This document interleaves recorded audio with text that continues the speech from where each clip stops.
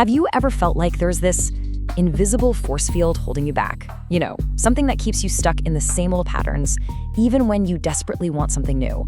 Well, that force is your comfort zone. And today, we're gonna crack the code and reveal its hidden blueprint. So, let's get into it. It's the question we've all asked ourselves, right? We set these big goals, we're all fired up on January 1st. We tell ourselves, okay, this is the time. And then, somehow, we end up right back where we started. It can feel like a total failure of willpower. But what if I told you it has almost nothing to do with your willpower at all? That's right. The resistance you feel when you try to change, it's not a bug in your system. It's a feature. It's a biological blueprint that's been hardwired into our brains for thousands of years for a very, very good reason. And once you actually understand the design, you can finally start working with your brain instead of constantly fighting against it. All right, let's jump into the first part of this blueprint, which is honestly the most important one. It's your brain's complete and total obsession with keeping you safe. So what exactly is this comfort zone we're talking about? It's not a physical place, right? It's a state of mind. It's that feeling you get when everything is familiar, when you feel like you've got things under control and your stress levels are nice and low. It's that cozy feeling of, yep, I know how this works. Your brain absolutely loves it here. But why?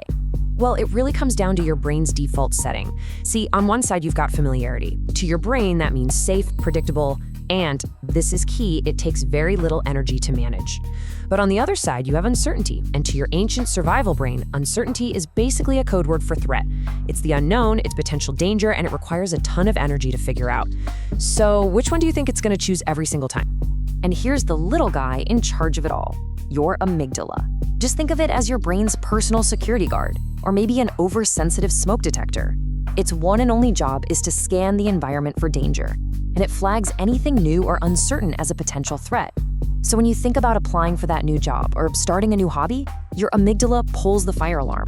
It triggers that fight or flight response, and your whole body starts screaming, "Abort mission, go back to it's safe." So, okay, our brains are obsessed with safety. Got it. But it actually goes a layer deeper than that. It's not just a preference for the familiar. There's a chemical process that makes staying in your comfort zone feel, well, kind of addictive. It all comes down to what's called the habit loop. Pretty much all of our automatic behaviors fit this pattern. First, there's a cue. Maybe it's the feeling of boredom. That triggers a routine. You pick up your phone and start scrolling. And that routine leads to the third step, a reward, a little chemical rush in your brain that feels good.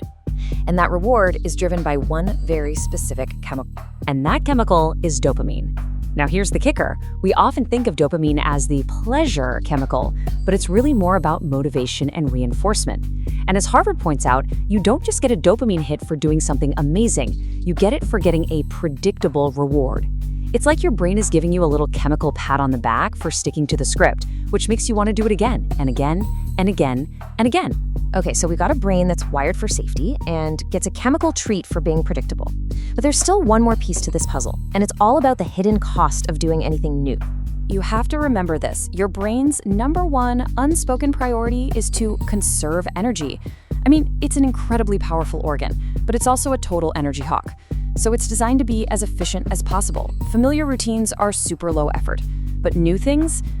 They are metabolically expensive. They burn a ton of calories, and your brain sees that as a total waste of resources. It's lazy by design. And then there's this weird psychological bias we all have called loss aversion.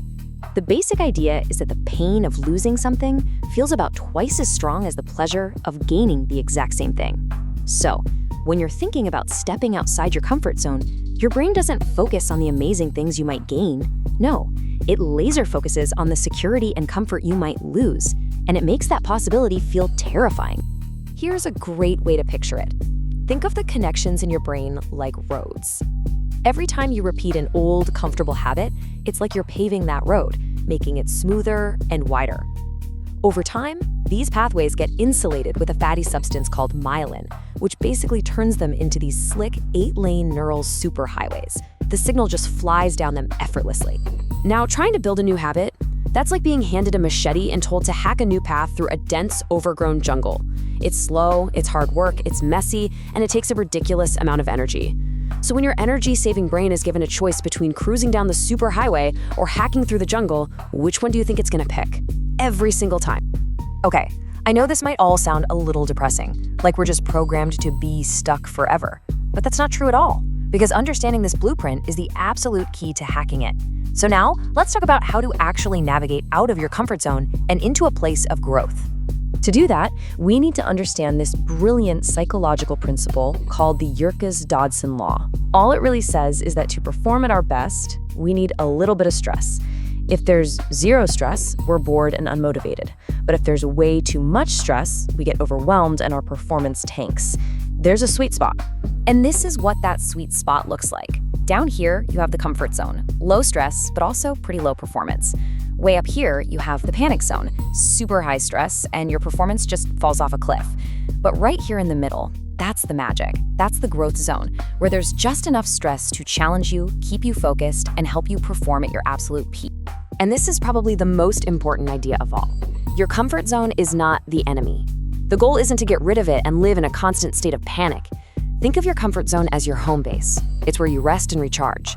The real goal is to strategically step out of it, into that growth zone, and then return. And every time you do that, your comfort zone itself gets just a little bit bigger. So let's just recap.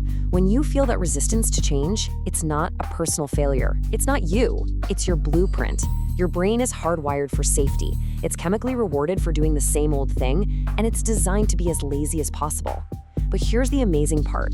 Just knowing that, just understanding the system, is the single most powerful tool you have to start changing it.